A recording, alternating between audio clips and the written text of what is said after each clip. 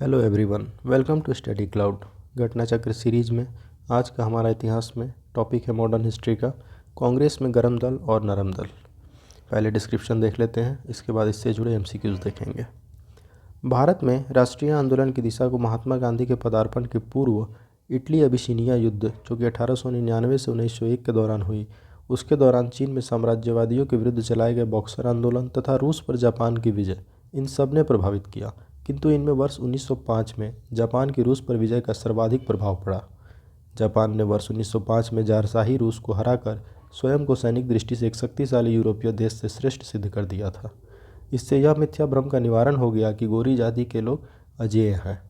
कांग्रेस के नरम दल के नेताओं की आंदोलन की प्रमुख पद्धति राजवामबद्ध आंदोलन, जो कि कॉन्स्टिट्यूशनल एजिटेशन पर आधारित थी, प्रशासन में भारतीयों की भागीदारी की मांग तथा जनता में राजनीतिक जागरूकता उत्पन्न करना था। वहीं गरम दल के नेताओं की मुख्य मांगें अनुकूल प्रविघटन पैसिव रेजिस्टेंस पद्धति की थी। वर्ष 1907 में कांग्रेस के सूरत अधिवेशन में कांग्रेस नरमपंथी और गरमपंथी दो अलग अलग गुटों में विभक्त हो गई। उदारवादी राजनीति या राजनीतिक भिक्षावृत्ति के युग में अधिकांश नरमपंथी नेता जैसे दादा भाई नौरोजी, फिरोज शाह मेहता, दिनसा वाचा, व्योमेश बनर्जी और सुरेंद्र नाथ बनर्जी आदि शहरी क्षेत्रों से संबंधित थे। इस काल में कांग्रेस पर समृद्धशाली मध्यवर्गीय बुद्धिजीवियों का, जिनमें वकील, डॉक्टर, इंजीनियर, पत्रकार एवं साहित्यिक व्यक्ति थे, सम्मिलित थे, उनका अधिकार था। उपाधियां और बड़े बड़े पद इन लोगों के लिए आकर्षण रखते थे। कांग्रेस में आने वाले ये प्रतिनिधि बड़े बड़े नगरों से आते थे तथा जनसाधारण से इनका कोई संपर्क नहीं था। फिरोज शाह मेहता ने स्वयं कहा था, कांग्रेस की आवाज़ जनता की आवाज़ नहीं है, परंतु उनके साथ रहने वाले अन्य देशवासियों का यह कर्तव्य है कि वे इनकी भावनाओं को समझें और उन्हें व्यक्त करें और उनके उपचार का प्रयत्न करें। गोपाल कृष्ण गोखले उदारवादी खेमे से संबंधित थे। वह समभाव और मृदु न्याय प्रियता में विश्वास करते थे। उन्हें पूर्ण विश्वास था कि देश का पुनरुद्धार उत्तेजना के बवंडरों में नहीं हो सकता। वे साधन और साध्य दोनों की पवित्रता में विश्वास करते थे। इन्हीं विचारों से प्रभावित होकर गांधी जी ने उनके शिष्य बन गए। गोखले ने 1889 ईस्वी में सर्वप्रथम राजनीति में भाग लिया। 1897 ईस्वी में उन्हें और वाचा को भारतीय व्यय के लिए नियुक्त वेल्बी आयोग के सम्मुख साक्ष्य देने को कहा गया। वर्ष 1902 में वह बम्बई संविधान परिषद के लिए और कालांतर में इंपीरियल लेजिस्लेटिव काउंसिल के लिए चुने गए। वर्ष 1906 के बाद भारतीय राजनीति में कांग्रेस के अंदर उग्रवादी दल के उदय के साथ साथ देश में क्रांतिकारी उग्रवादी दलों का आविर्भाव हुआ। उग्रवादी विचारधारा के चार प्रमुख नेता थे: बाल गंगाधर तिलक, लाला लाजपत राय, बिपिन चंद्र पाल तथा अरविंद घोष। इन नेताओं ने स्वराज्य प्राप्ति को ही अपना लक्ष्य बनाया। उन्हें उदारवादी नेताओं की तरह संवैधानिक दायरे के अंदर अपनी मांगें मनवाने में विश्वास नहीं था। तिलक ने कहा कि हमारा उद्देश्य आत्मनिर्भरता है, भिक्षावृत्ति नहीं। उन्होंने कांग्रेस पर प्रार्थना, याचना तथा विरोध की राजनीति करने का आरोप लगाया। उनके नेतृत्व में कांग्रेस की प्रार्थना और याचना की नीति समाप्त हो गई। जहां उदारवादी दल संवैधानिक आंदोलनों में, अंग्रेजों की न्यायप्रियता में, वार्षिक सम्मेलनों में भाषण देने में, प्रस्ताव पारित करने में और इंग्लैंड में शिष्टमंडल भेजने में विश्वास करता था, वहीं दूसरी ओर उग्रवादी दल आक्रामक प्रतिरोध में, सामूहिक आंदोलन में तथा आत्म बलिदान के लिए दृढ़ निश्चय में विश्वास करता था। इनके लिए स्वराज का अर्थ विदेशी नियंत्रण से पूर्ण स्वतंत्रता था, जबकि उदारवादी दल के स्वराज का अर्थ साम्राज्य के अंदर औपनिवेशिक स्वशासन था। लाला लाजपत राय शेर पंजाब के नाम से जाने जाते थे। ये भारतीय राष्ट्रीय कांग्रेस में गरम दल के नेता तथा पूरे पंजाब के प्रतिनिधि थे। इन्हें पंजाब केसरी भी कहा जाता है। लाला लाजपत राय बाल गंगाधर तिलक तथा बिपिन चंद्र पाल को लाल बाल पाल के नाम से भी जाना जाता है। साइमन कमीशन का विरोध करते समय हुए लाठीचार्ज से लाला लाजपत राय घायल हुए, जिसके कारण 17 नवंबर 1928 को इनकी मृत्यु हो गई। लाला लाजपत राय ने इटली के क्रांतिकारी राष्ट्रपिता वहाँ कहे जाने वाले मैजिनी के जीवन वृत्त को पढ़ने के बाद उन्हें अपना राजनीतिक गुरु माना तथा बाद में उन्होंने मैजिनी की उत्कृष्ट रचना ड्यूटीज ऑफ मैन का उर्दू में अनुवाद भी किया। बंगाल के विभाजन के विरोध में चलाए गए स्वदेशी आंदोलन के अरविंद घोष प्रमुख नेता थे। इस आंदोलन के अन्य प्रमुख नेता लाला लाजपत राय पंजाब से, बाल गंगाधर तिलक महाराष्ट्र से तथा बिपिन चंद्र पाल बंगाल के थे। तिलक सेवा और बलिदान में विश्वास करते थे और उनमें सरकार की सत्ता को चुनौती देने का साहस था। सर वैलेंटाइन सिरोल ने उन्हें भारत में अशांति का जन्मदाता कहा था। बाल गंगाधर तिलक को सजा सुनाए जाने के पश्चात प्रसिद्ध विद्वान मैक्स मूलर ने दया की वकालत करते हुए यह कहा था कि संस्कृत के एक विद्वान के रूप में तिलक में मेरी दिलचस्पी है। वर्ष 1908 में बाल गंगाधर तिलक को केसरी में प्रकाशित लेखों के आधार पर राजद्रोह का मुकदमा चलाकर 6 वर्ष के कारावास की सजा देकर मांडले जेल भेज दिया गया था। तिलक को हुई इस सजा के विरोध स्वरूप बम्बई के कपड़ा मिल मजदूरों ने देश में पहली राजनीतिक हड़ताल की थी। मांडले जेल में ही इन्होंने गीता रहस्य नामक पुस्तक लिखी थी। तिलक सांप्रदायिकतावादी नहीं थे, वे प्रथम राष्ट्रवादी नेता थे जिन्होंने जनता से निकट का संबंध स्थापित करने का प्रयत्न किया और इस दृष्टि से वे महात्मा गांधी के अग्रगामी थे। इस उद्देश्य से उन्होंने अखाड़े, लाठी क्लब, गो हत्या विरोधी सभाएं स्थापित की। उन्होंने महाराष्ट्र में शिवाजी महोत्सव तथा गणपति पर्व आरंभ किया ताकि जनता में राष्ट्र सेवा की भावना जागे। बाल गंगाधर तिलक की 1 अगस्त 1920 को हुई मृत्यु के बाद उनकी अर्थी को महात्मा गांधी के साथ मौलाना शौकत अली तथा डॉक्टर सैफुद्दीन किचलू ने उठाया था। मौलाना हसरत मोहानी ने उस समय शोक गीत पढ़ा था। अब देखते हैं एमसीक्यूज प्रश्न। महात्मा गांधी के पदार्पण के पूर्व भारत में राष्ट्रीय आंदोलन की दिशा को निम्न में से किन अंतर्राष्ट्रीय घटनाओं ने प्रभावित किया?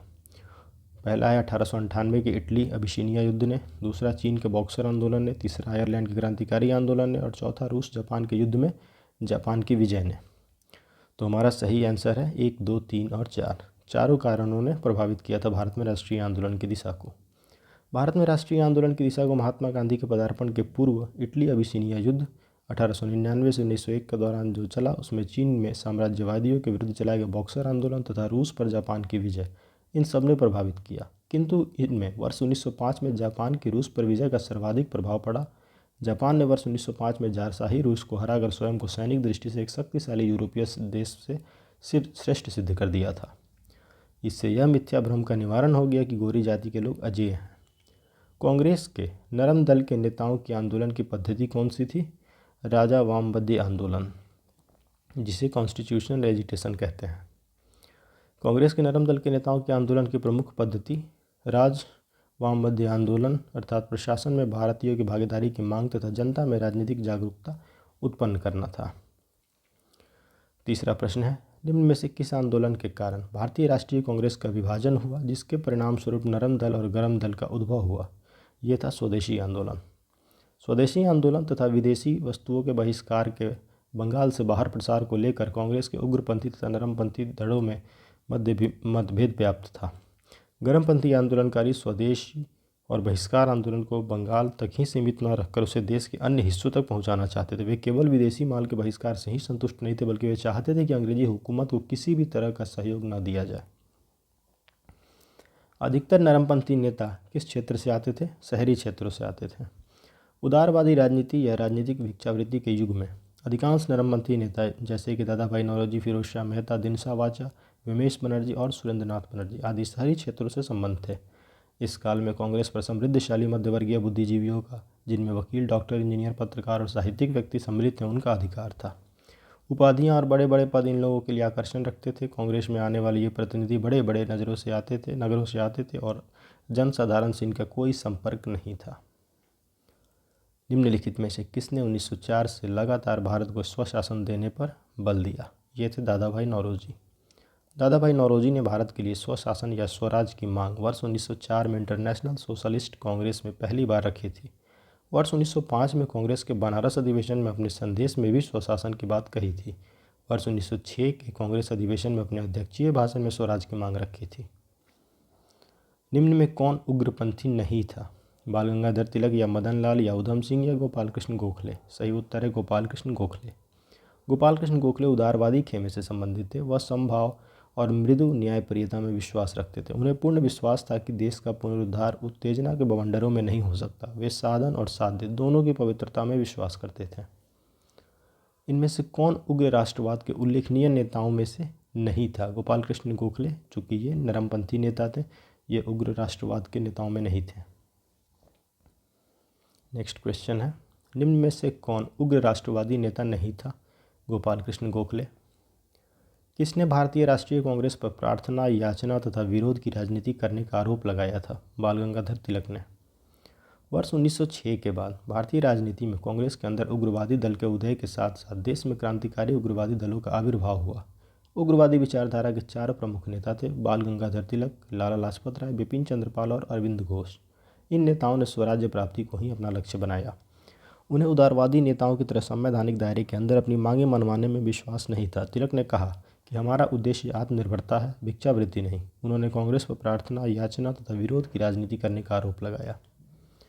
किसने भारतीय राष्ट्रीय कांग्रेस के विरुद्ध अनुनय, विनय और विरोध की राजनीति का दोष लगाया था? बाल गंगाधर तिलक ने। कांग्रेस की प्रार्थना और याचना की नीति अंततोगत्वा समाप्त हो गई, बाल गंगाधर तिलक के नेतृत्व में।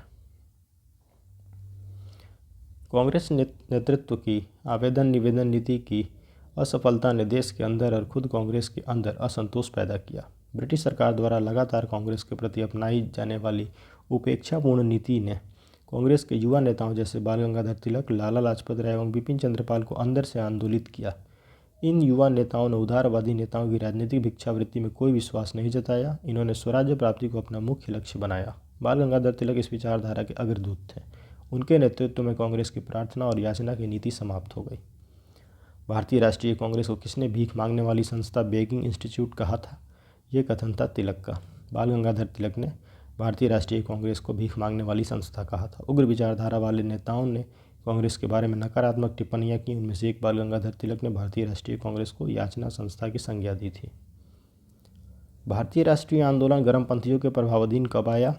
1906 के बाद। वर्ष 1906 के बाद भारतीय राजनीति में कांग्रेस के भीतर गर्म दल का प्रभाव बढ़ा। गर्म दल का नेतृत्व प्रमुख कांग्रेसी नेताओं बाल गंगाधर तिलक, लाला लाजपत राय, बिपिन चंद्रपाल तथा अरविंद घोष ने मिलकर किया। इन नेताओं ने स्वराज्य को अपना लक्ष्य बनाया। तिलक ने नारा दिया, स्वराज्य मेरा जन्मसिद्ध अधिकार है और मैं इसे लेकर रहूँगा। निम्न में से कौन सा नेता कांग्रेस के गर्म दल से संबंधित था? अरविंद घोष। अरविंद घोष कांग्रेस के उग्रवादी विचारधारा अथवा गर्म पक्ष के नेता थे। वे गर्म दल के 4 स्तंभों लाला लाजपत राय, बाल गंगाधर तिलक, बिपिन चंद्रपाल और अरविंद घोष, इन चारों में से एक थे। 1893-94 ईस्वी में अपने एक लेख में उन्होंने कहा था कि कांग्रेस श्रमिक वर्ग से दूर है, अराष्ट्रवादी है और पूर्णतया असफल रही है तथा इसकी शासकों के अप्रसन्न होने के भय से स्पष्ट न कहने की नीति को उन्होंने कायरता की संज्ञा दी। उनके अनुसार कांग्रेस क्षय रोग से मरने वाली है। वर्ष 1908 में पुलिस द्वारा मणिक तल्ला उद्यान में छापा मारकर जिन 34 लोगों को गिरफ्तार किया गया उसमें अरविंद घोष भी थे। सभी के ऊपर अलीपुर षड्यंत्र मामले के अंतर्गत मुकदमा चला। अरविंद घोष को 1 वर्ष की सजा हुई, किंतु बाद में साक्ष्य के अभाव में उन्हें छोड़ दिया गया। कालांतर में वे क्रांतिकारी क्रियाकलापों से अलग होकर सन्यासी बन गए तथा पांडिचेरी चले गए। निम्न में से कौन एक उग्रवादी था? बिपिन चंद्रपाल। राष्ट्रीय आंदोलन में निम्न में से किसको नरमदलीय के तौर पर नहीं जाना जाता था? बाल गंगाधर तिलक। ये गर्म दल के नेता थे।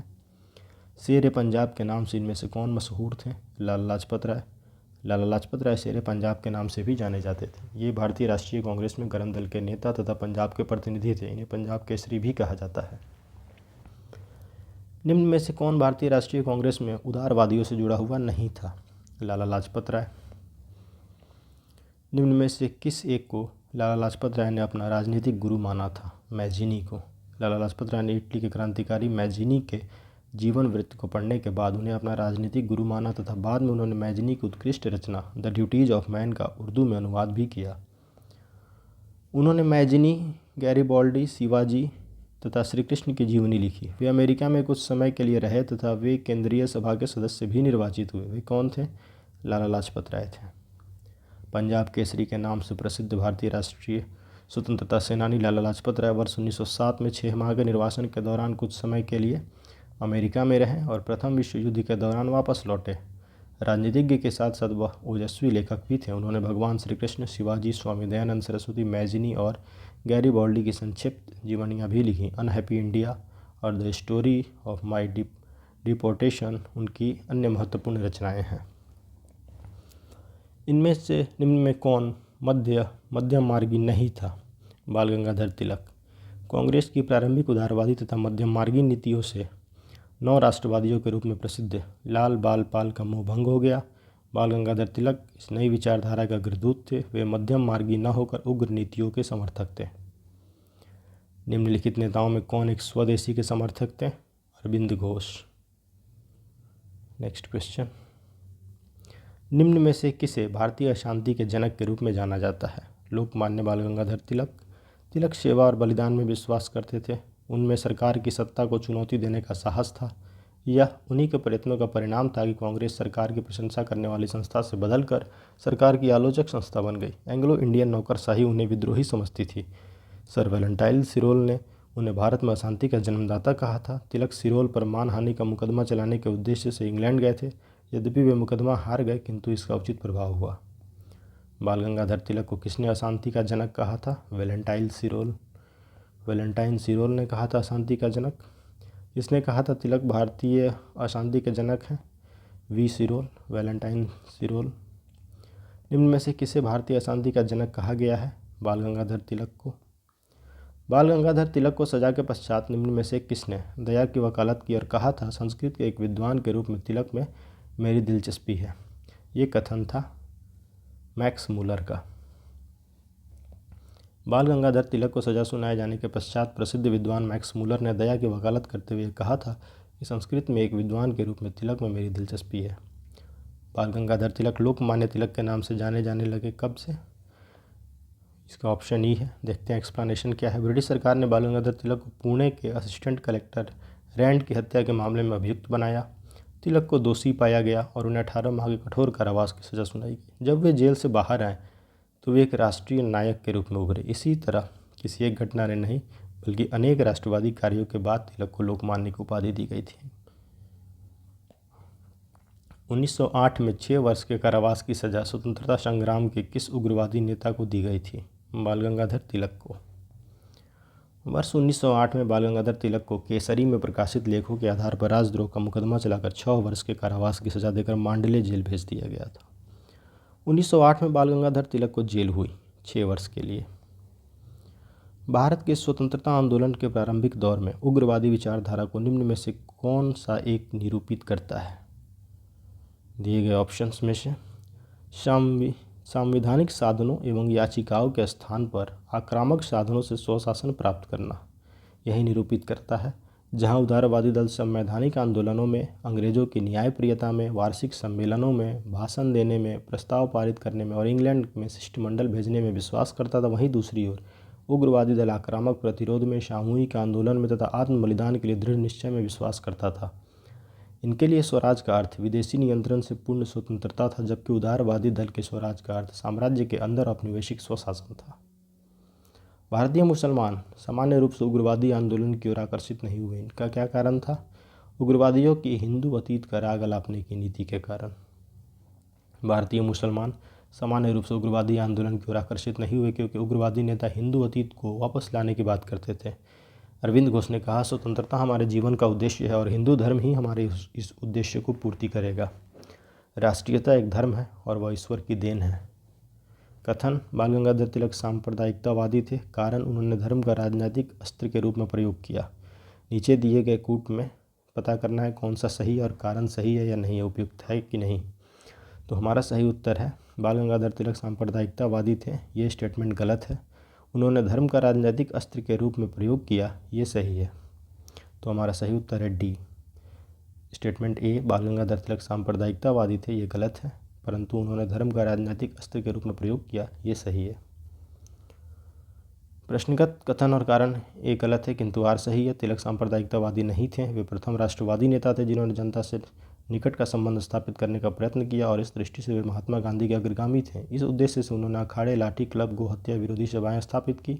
उन्होंने महाराष्ट्र में शिवाजी महोत्सव तथा गणपति पर्व आरंभ किए ताकि जनता में राष्ट्र सेवा की भावना जागे। इस प्रकार उन्होंने धर्म का राजनीतिक अस्त्र के रूप में प्रयोग तो किया, परंतु इसका उद्देश्य सांप्रदायिकतावादी नहीं बल्कि जन जागरण था। महाराष्ट्र में गणपति पर्व का श्री गणेश किसने किया? बाल गंगाधर तिलक ने।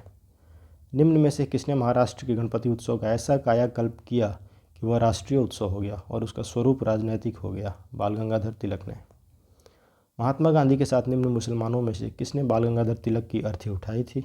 शौकत अली ने। बाल गंगाधर तिलक 1 अगस्त 1920 को इनकी मृत्यु हुई। उसके बाद उनकी अर्थी को महात्मा गांधी के साथ मौलाना शौकत अली तथा डॉक्टर सैफुद्दीन किचलू ने उठाया। मौलाना हसरत मोहानी ने उस समय शोक गीत पढ़ा था। तो ये टॉपिक हमारा यहीं पे समाप्त होता है। Thanks for watching. वीडियो अच्छा लगे तो चैनल सब्सक्राइब कीजिए, वीडियो लाइक कर दीजिए। Thank you.